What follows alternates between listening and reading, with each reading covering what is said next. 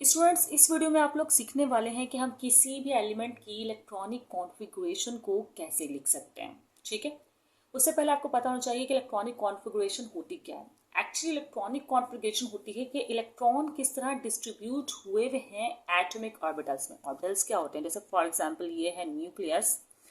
ठीक है, एज्यूम कर लें न्यूक्लियस है, इसके सराउंड में ऑर्बिटल्स हैं। अब ऑर्बिटल्स में इलेक्ट्रॉन डिस्ट्रीब्यूट होने का जो है वो एक मेथड है। ठीक है, उसको आप इलेक्ट्रॉनिक कॉन्फ़िगरेशन भी कह सकते हैं। जैसे कि ये पहला शेल है तो इसमें 2 ही इलेक्ट्रॉन आ सकते हैं। सही। दूसरे शेल में 8 इलेक्ट्रॉन आ सकते हैं। फिर तीसरे में मतलब KLMNB और SPDF के हिसाब से। वैसे तो अभी फिलहाल आपको जो इलेक्ट्रॉनिक कॉन्फ़िगरेशन करनी है वो SPDF के हिसाब से करनी है। जैसे S है तो S में 2 इलेक्ट्रॉन आ सकते हैं। P है तो P में 6 इलेक्ट्रॉन्स आ सकते हैं। ठीक है, ये अलग हिसाब से छोड़ दें। और जो D है उसमें SPD 10 इलेक्ट्रॉन आ सकते हैं और F जो है उसमें 14 इलेक्ट्रॉन आ सकते हैं। अब कॉन्फ़िगरेशन किस हिसाब से करनी होती है? जैसे कि फॉर एग्जाम्पल हमारे पास एक एलिमेंट है सोडियम। ठीक है, इसका एटॉमिक नंबर वही एटॉमिक नंबर होगा जितने इसके नंबर ऑफ इलेक्ट्रॉन होंगे। आपको पता होगा, दिया हुआ होगा सवाल में। अभी यहाँ मैं बता देती हूँ कि 11 है। क्या है? 11। ठीक है, अब इसको फिल किस हिसाब से करना है पहले तो आप एक सीक्वेंस देख लें। देखें, एक तो सीक्वेंस में लिख कर दिखा रही हूँ कि जैसे कि फर्स्ट 30 एलिमेंट्स इससे फिल हो जाते हैं जो कि 9 क्लास में रिक्वायर्ड है। 9 क्लास में ना यहाँ तक कि सीक्वेंस से काम चल जाता है, लेकिन सीक्वेंस यहाँ तक है नहीं, इससे आगे तक है इलेक्ट्रॉन फिल करने की। जैसे यहाँ पे क्या है कि 1s2 2s2 2p6 3s2। अगर गौर करें तो पहले ऑर्बिटल में 2 इलेक्ट्रॉन, दूसरे ऑर्बिटल में 8 इलेक्ट्रॉन, तीसरे ऑर्बिटल में नोट करें तो 2 और 6 8 ही हैं। ठीक है, अच्छा तीसरा ऑर्बिटल आगे भी है, वो एक अलग कहानी है। ठीक है, अच्छा अब ये सीक्वेंस बनी कैसे? सीक्वेंस इस तरह बनी कि एक रूल होता है। जैसे 1s है तो यहाँ पर होगा 2s, 2 टाइम लिखते हैं आप। ठीक है, फिर यहाँ पे 3s है, इसको 3 बार लिखें, 3s 3p 3d।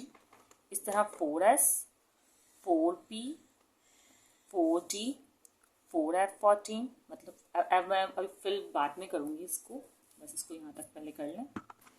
इस तरह 5s 5p 5d। अब कम करना शुरू करें, एक ट्राइंगल की फॉर्म में ये जाएगा। देखिए अगर गौर करें तो फिर 6 आएगा कि ना, 1 2 3 4 5 6s 6p बस, और फिर 7s। ठीक है, अब इसकी फिलिंग किस हिसाब से होती है? इस हिसाब से होती है। जैसे 1s यूं यूं एरो करना है, टेल से स्टार्ट करते हैं आप लोग। ठीक है, स्ट्रेट स्ट्रेट लाइन ड्रॉ कर लें। मतलब याद भी कर सकते हैं इसको, लेकिन मैं आपको बनाना भी बता रही हूँ कॉन्फ़िगरेशन बनती किस तरह। अब कैसे बनेगी देखिए, यहाँ पर है 1s। फुल कॉन्फ़िगरेशन लिख कर ट्राई करते हैं, इसको हम छोड़ देते हैं, अभी हम इसको करना है। जैसे 1s ये है 1s 2s2 2p। देखो 1s, फिर टेल पर आ जाए 2s, फिर टेल पर आ जाए 2p, फिर 3s, फिर 3p 4s 3d। फिर अगर हम आगे जाएं 3d के बाद तो क्या आ रहा है? 3d के बाद 4p 5s 4p 5s। फिर यहाँ पे क्या आ रहा है? 4d 5p 6s 4d 5p 6s। Tell से जाना।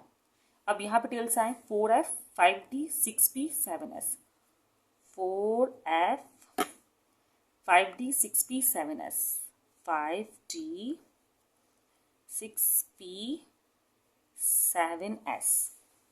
ठीक है, अब इसको बस फिल कर दें। जैसे कि आपको पता है कि P पर 6 होना चाहिए, S पर 2 होना चाहिए। सब 2 बना रही हूँ फिलहाल मैं। D पर 10 होना चाहिए, P पर 6 होना चाहिए, 2 होना चाहिए, 14 होना चाहिए, 10 6 एंड 2। बाकी आपको तो बस यहाँ से यहाँ तक रिक्वायर्ड है, आप याद कर सकते हो। 1s2 2s2 2p6 3s2 3p6 4s2 3d 10। ठीक है, जैसे अब 11 है। 11 में ये होता है, S का मतलब ये कि 2 से कम तो हो सकते हैं, 2 से ज़्यादा नहीं हो सकते। जैसे फॉर एग्जाम्पल 11 तक फिल करना है तो मैंने 1s2 लिखा, फिर 2s2 2p6 तक लिख दिया, 2s2 2p6 तक लिख दिया। क्यों लिखा? वही देखें, 6 2 2 10 हो रहे हैं। अभी हमें 11 करना है, इसका मतलब अभी हम और आगे जा सकते हैं। अब 3 के पास s2 था, लेकिन हमें तो 11 करने, अगर हम 2 लगाएंगे तो 12 हो जाएगा। तो हम सिर्फ 3s1 करेंगे। हम कम लिख सकते हैं पर ज़्यादा नहीं लिख सकते। हम कुछ और एग्जाम्पल्स भी करके ट्राई करते हैं। अब यहाँ देखिए ये 11 था, ये 12 था, तो यकीनन पूरी सीक्वेंस यही रहेगी भाई 1s2। इसको हमने एक कम किया था ना, एक बढ़ा देंगे 1s2 2s2 2p6 and 3s1 किया था, s2 कर देंगे। ठीक है, अब ये 9 है तो इससे भी कम होगा, मीन के 1s2 और 2s2 तो सिमिलर रहेगा। अब 2p6 होता है 10, अगर देखें 2 2 4 और 10 हो जाएगा, तो हम इसमें एक कम लिख लेंगे जो कि होगा 5, 2p5 कॉन्फ़िगरेशन हो गई। अब 14 है तो जाहिर है कि ये पूरा 12 तक वाला थोड़ा लिखेंगे, तो हम पहले मैं 1s2, ये तो हमें याद भी हो गया होगा भाई 1s2 2s2 2p6, ये तो कंफर्म याद कर लें आप लोग 1s2 2s2 2p6। फिर 3 की बारी आती है, 3s2 ये हो गया 12। अब 14 करना है तो 14 में आप देखें 3s2 के बाद क्या है 4s2, नहीं 3s2 के बाद है 3p6, तो आप लोग 3p6 पूरा तो नहीं लेंगे, 2 तक ले लेंगे क्योंकि 12 यहाँ हो गए, 14 करना है तो 13 14। स्टूडेंट्स अब आपको इलेक्ट्रॉनिक कॉन्फ़िगरेशन तो लिखना आ गई होगी यकीनन। अब हम नेक्स्ट वीडियो में सीखेंगे कि हम इलेक्ट्रॉनिक कॉन्फ़िगरेशन की बेस पर ही ग्रुप और पीरियड ब्लॉक कैसे मालूम कर सकते हैं। किसी भी पीरियोडिक टेबल में आपको पता है ब्लॉक भी होता है, ग्रुप भी होता है, पीरियड भी होता है, वो कैसे मालूम कर सकते हैं वो हम नेक्स्ट वीडियो में करेंगे।